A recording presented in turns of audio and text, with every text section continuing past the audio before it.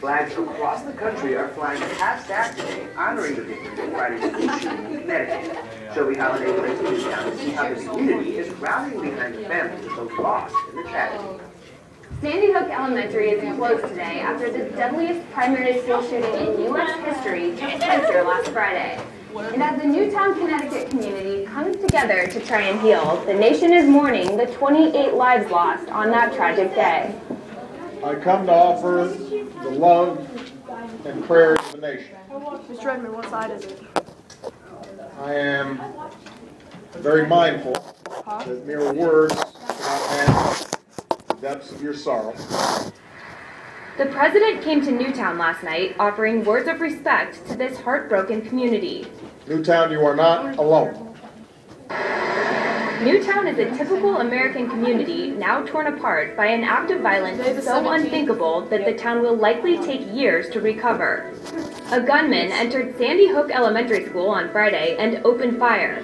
The shooting killed 6 adults who worked at the school and 20 students, all ages 6 and 7.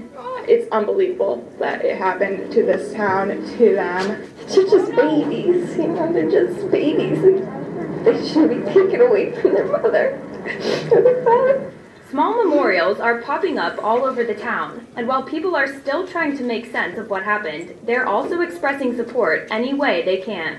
We stopped at the town center and dropped off a few candles and flowers. What kind of support is the most appropriate?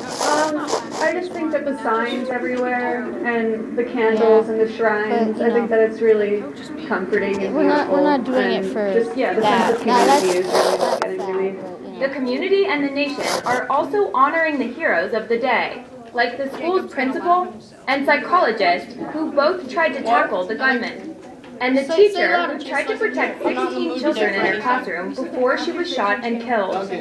Died doing what she loved, protecting people. Them in the room for her. The motive behind Friday's shooting is still being investigated. Police say the alleged gunman, 20-year-old Adam Lanza, first killed his mother at their home, then broke into his old elementary school, and after shooting more than 100 rounds, finally took his own life.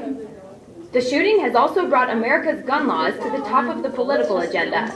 The tragedy at Sandy Hook is the second worst mass shooting in U.S. history. In 2007, a gunman killed 32 people in a massacre at Virginia Tech. Once again, the entire country is mourning the lives of those taken much too young. For people out of town, all over the world, just keep praying and, just keep the support coming. We need to have open discussion about what happened here, to move forward, and to never forget. Shelby Holiday, Channel 1 News. Thanks, Shelby. Our thoughts are with the people of Newtown. And if Okay, you're now we're searching good. for Now we're ways to good. honor We the can do it. victims, there are all kinds of projects you can get involved in. For a list, head to channel1.com. And here's our tribute for those lost on Friday. That's a good one.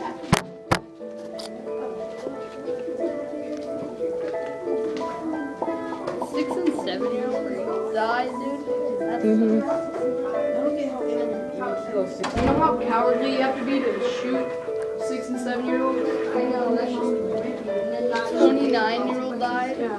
Yeah, you kill teachers If too. you're gonna do a massacre, just at least take them. If you're gonna do a massacre, go down to the senior home. I mean, come on, get with the program. Egypt this week starts off with controversy over a vote on a new draft constitution. Voters are complaining there was intimidation, bribery, and other polling violations. The draft constitution passed in the first round of voting this weekend, but now several Egyptian rights groups want a redo. They say there weren't enough people monitoring the voting sites, that some women and Christians weren't allowed to vote, and that some polling centers closed early. The new constitution was written up by Egypt's ruling Islamist party and its supporters. Jacob, every 2 time years Channel 1 into says Egypt's Channel struggle 1. for democracy, which began when Egyptian leader Hosni Mubarak was overthrown. Islamist President Mohamed Morsi is now in charge, and his political group called the Muslim Brotherhood says the constitution is headed for approval. The opposition says the document doesn't represent all of Egypt's 83 million people and tramples on the rights of minorities. Voter turnout was estimated at a low 32%. The second round of voting is set to take place this Saturday. There may be a little bit of movement away from the edge of the fiscal cliff. The Speaker of the House is now proposing raising taxes on those making more than $1 million. House Speaker John Boehner's latest offer in talks with President Obama is said to also include deeper spending cuts than the White House may be willing to accept, including cuts in health care. The president has been pushing for higher taxes on households that earn more than $250,000 a year. He also wants a guarantee that tax rates for the 98% of taxpayers in households earning less than $250,000 won't change. Both sides are trying to avoid the so-called fiscal cliff, which refers to the combination of higher taxes and deep government spending cuts that automatically take effect New Year's Day, unless Congress can agree on a new budget. Speaker Boehner and House Republicans are under pressure from Senate Republicans to go with the president's plan for tax rates.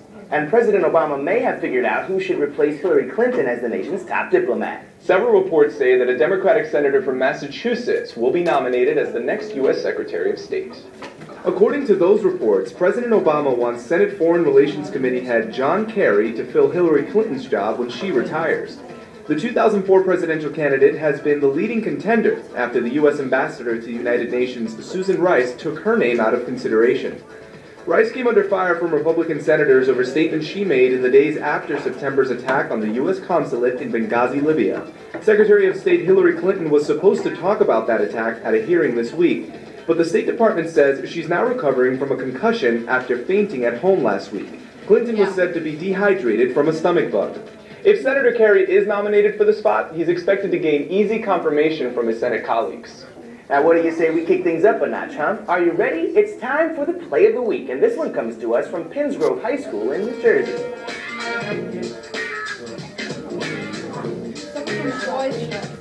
New Jersey. Senior Arif Rockies and the Red Devils are facing off against their rivals from Pinsville. Arif kicks the ball, and it goes over everyone's head and past the goalie for a goal. Was it a lucky shot or all skill? Let's take a look again as he takes this no-look shot. The Devils are on fire. Up next, 4 years ago. Find out how the words of Lincoln might not have sounded quite like most imagined.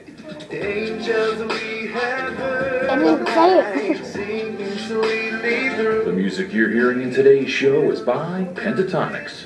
Head to channel1.com for artist info, photos, and more. Oh, Channel 1. How could you? Oh, boy. That's a good one.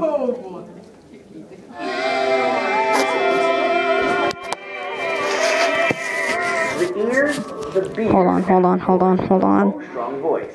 It's probably what you imagine Abraham Lincoln was like, and that's how he's been depicted in most movies. But turns out, the man known for his powerful speeches may have spoken in a voice much different than we expect.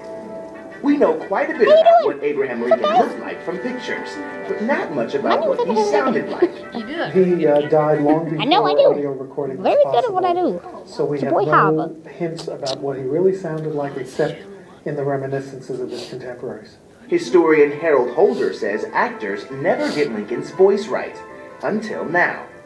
Things which are equal to the same thing are equal to each other.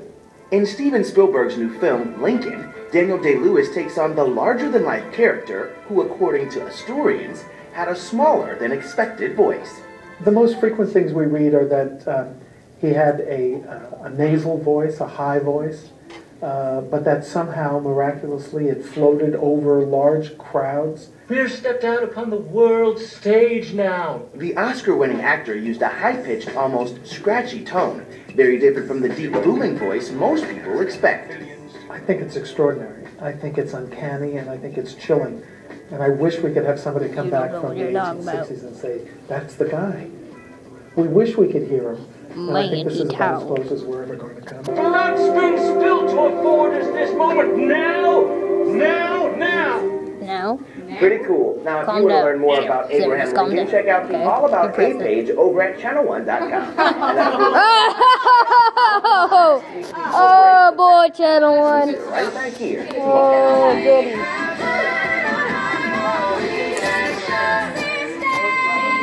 Produced in association with CBS News.